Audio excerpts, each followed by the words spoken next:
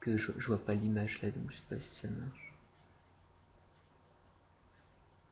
T'as vu, je me vois pas dedans, ça fait pas de truc.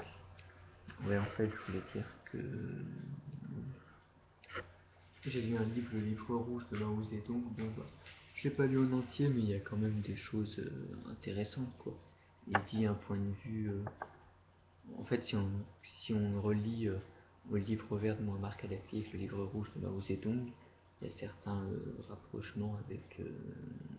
Même si c'est pas la même chose, parce que même si Mao Zedong c'est un dictateur, il n'empêche qu'il avait certaines bonnes idées parce que il voyait plus une société pas libéraliste où les moyens de production sont équitablement partagés, où il n'y a pas de bourgeoisie qui a tous les pouvoirs, pas de banque et tout ça.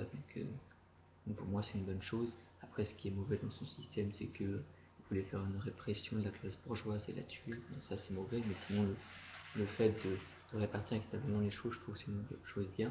Et puis le livre de Kadhafi, même si on peut lui reprocher ce qu'il a fait, il n'empêche que dans son livre, il parle d'une démocratie directe, donc d'un système en fait qui ne se baserait pas sur une démocratie représentative, mais une démocratie directe en fait, où chaque personne, si vous voulez, la différence c'est dans le livre rouge de Mao, il prévoit plutôt un comité d'entreprise pour uniquement les salariés, enfin non pas les salariés, les ouvriers, uniquement pour eux quoi, uniquement les ouvriers et les paysans, il le prévoit uniquement pour eux, alors que des comités d'entreprise uniquement pour cette personne-là, donc une dictature du prolétariat, où le riche serait chassé, où il faudrait essayer de convaincre tout le temps les gens d'affronter les autres, d'être toujours dans la politique tout le temps, donc faire une répression, de tous les capitalistes les supprimer, quoi. Donc ça c'est mal.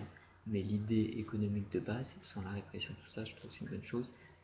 Et puis le livre de Kadhafi, je trouve c'est pas mal, parce qu'il parle de démocratie, où en fait direct, où chacun, les profs, les fonctionnaires, toutes les catégories de métiers auraient un comité d'entreprise qui serait géré par d'autres comités d'entreprise et qui se géreraient tous en fait, et qui déciderait des lois, qui déciderait de qu'est-ce qu'il peut faire. Donc c'est pas qui déciderait des lois quoi, ce serait pas simplement une élection, on décide oui ou non, ou un référendum, on décide oui ou non, sachant que le parti en général il défend pas le peuple, le parti, parce qu'il défend ses idées. Parce que le fait de mettre plein de partis, ben, ça fait qu'il y a un parti, genre il a eu 52%, ben, c'est pas tellement démocratique, parce que ça veut dire que 52% des gens sont contents, mais il y a 48% qui sont pas contents. Alors qu'avec une démocratie directe, ils pourront tous être contents, parce qu'ils choisiront tous des lois différentes, qui pourront plus ou moins être acceptées selon le cas. Et puis en plus, le problème de ces partis, c'est qu'après, ben, c'est la concurrence pour celui qui va arriver au pouvoir. Et donc c'est la lutte pour arriver au pouvoir, la propagande décline pour qui va arriver au pouvoir, alors que finalement, celui qui arrive au pouvoir, finalement, il ne l'a plus que jamais. Donc je trouve que ce serait une bonne solution. Ça c'est la première partie de l'élite de Kadhafi, puis la deuxième partie c'est... Enfin, il y a trois parties, la deuxième c'est sur le socialisme, donc c'est un peu comme Mao Zedong économiquement, c'est à chaque ouvrier son salaire, c'est-à-dire il n'y a plus d'économie libérale, c'est chacun suivant son salaire et le salaire qu'il a, c'est-à-dire chaque personne avec son salaire, euh, les rapports de production seront faits sur le salaire quoi.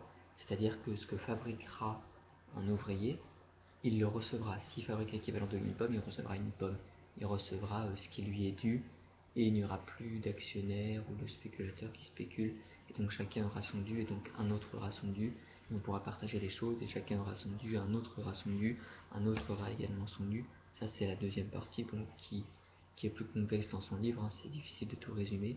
La troisième partie elle est intéressante parce qu'elle parle des rapports hommes-femmes et qui disent qu'il faut...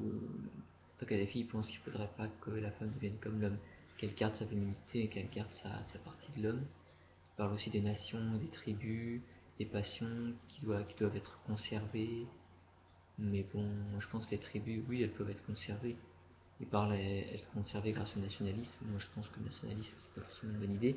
Mais lui, c'est son point de vue qu'il faut conserver les tribus et que les tribus, c'est important pour les conserver. Moi, je pense qu'on peut conserver les traditions sans frontières. Enfin, d'autant, il parle pas de frontières, donc... mais en tout cas, il parle de conserver vraiment quelque chose d'autre. Il parle d'un renouveau au niveau du sport, c'est-à-dire plus un sport compétitif, mais un sport qui aide la suppression des sports violents pour des vrais sports d'aide. Alors, il parle pas des films, je trouve ça dommage. Enfin, il pourrait aussi parler des films violents. Enfin, moi, je regarde, ça me dérange pas, mais si on supprimait effectivement les sports et les films violents, peut-être qu'on arriverait plus dans une société de paix. Enfin, à ce que je sache, les sports violents et les films violents n'apportent pas la guerre. Pardon. Ça, il en parle pas, mais il parle du sport. Et là où je suis d'accord, c'est qu'il critique le fait que le sport, ben, c'est des milliers de personnes qui vont regarder la télé ou qui vont aller à un stade de foot au lieu de le pratiquer eux-mêmes.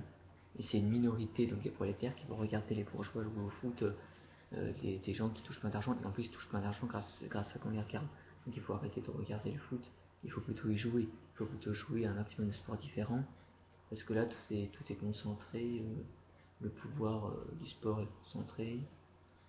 Bon, la famille, c'est quelque chose d'important aussi, qui doit être conservé.